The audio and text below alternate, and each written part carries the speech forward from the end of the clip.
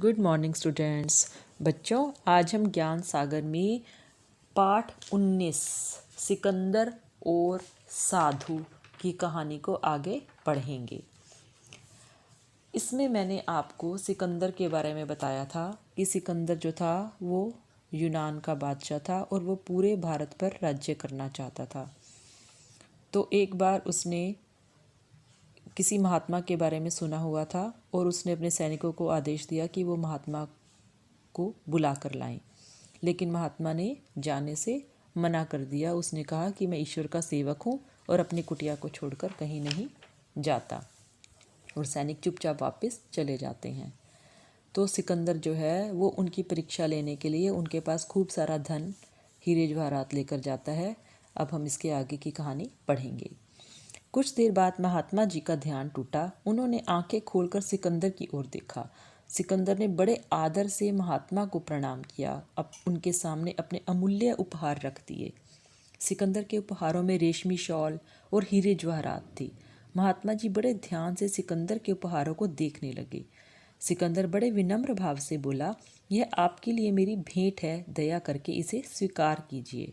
महात्मा ने सिकंदर की ओर देखते हुए उत्तर दिया, पर इन चीज़ों को लेकर मैं क्या करूँगा?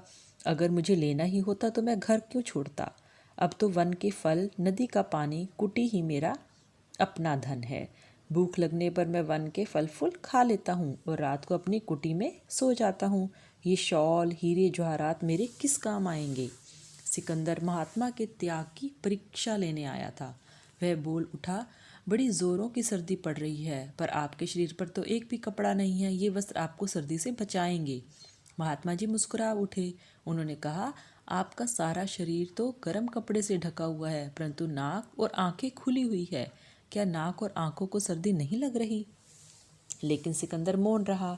महात्मा जी दोबारा बोले, नाक और आंखों को भी सर्दी लग रही है, मगर उन्हें सर्दी सहने का अभ्यास हो गया है। यही हाल मेरा है। मुझे सर्दी और गर्मी सहने का अभ्यास हो गया है। सिकंदर महात्मा जी के चरणों के पास बैठ गया। महात्मा जी के तप और त्याग की सराहना करते हुए बोल उठा, मैंने बहुत देशों पर विजय प्राप्त की है। मेरे पास बहुत धन और वैभव है, यानी कि खूब धन दौलत ऐश्वर्य है, पर शांति कहीं भी नहीं मिलती। दया करके मुझे बताइए कि मुझे शांति कैसे मिलेगी? महात्मा ने कहा, तुम्हारे मन में दूसरों को हराने की लालसा है। तुमने खून की नदियां बहाई हैं, तो तुम्हें शांति किस प्रकार मिल सकती है? सिकंदर मंत्रमुग्ध सा महात्मा की ओर देखता रहा और बोला, महात्मन, तो अब शांति का क्या उपाय है? महात्मा ने कहा, कुछ समय बाद आप संसार से चले जाएंगे, अतः लड़ाई झगड़े छोड़ भगवान के भजन में अपना मन लगाएं। सिकंदर महात्मा की बात सुनकर युद्ध का विचार त्याग कर यूनान वापस लौट पड़ा। मरने से पहले उसने सारा धन लुटा दिया और लोगों से कहा, लो देख लो, मैं कुछ भी अपने साथ लेकर नहीं जा रहा हूँ।